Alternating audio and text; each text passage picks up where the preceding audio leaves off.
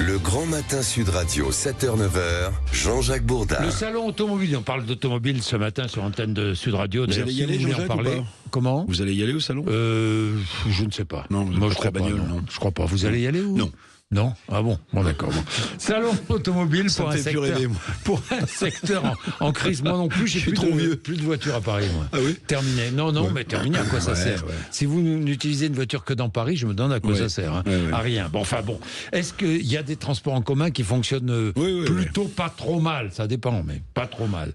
Est-ce que les grandes marques seront présentes? Oui, alors ça c'est la grande nouveauté, avant de parler de ce qui ne va pas dans le secteur automobile. Oui, là il y a le grand retour des grandes marques, notamment allemandes, BMW, Audi, Volkswagen, le retour, Ford, Cadillac, Alfa Romeo, ça vous fait peut-être rêver, ils seront présents, ils auront des stands, mais aussi bien sûr un gros stand Tesla d'Elon Musk, ou encore un gros stand Cadillac, ou le grand stand aussi du chinois BYD, qui est le champion tout-terrain de la voiture électrique. Ils vont nous submerger avec leur voiture électrique. À condition qu'on achète des voitures électriques, parce qu'elles sont quand même 40% encore plus chères que les autres. C'est ce que disait le patron de Stellantis. La transition, voiture essence ou diesel vers électrique, pas facile, pas évidente. Non, alors c'est le gros problème, Jean-Jacques. Alors il y a un sondage qui va être dévoilé tout à l'heure, à l'ouverture du salon automobile. Que vous avez en exclusivité sur Sud Radio. Voilà, par Luc Châtel, vous savez, qui est le patron de la plateforme automobile, qui gère toutes les marques françaises.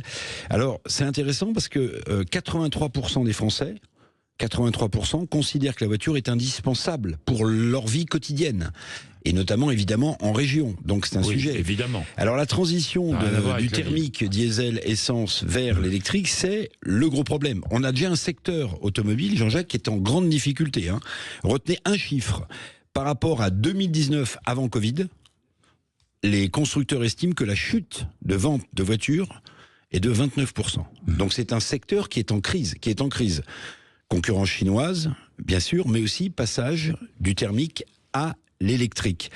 Alors, le problème, c'est que, comme le dit Luc Châtel... le nombre d'achats de voitures, attention. Oui, c'est ce que je vous dis. Il y a de plus en plus de gens qui ne veulent plus de voitures. Alors, qui ne veulent plus de voitures... quand ils peuvent, évidemment. Mais le problème aussi, dit Luc Châtel, c'est que les règles en 5 ans ont été modifiées 15 fois pour acheter une voiture électrique.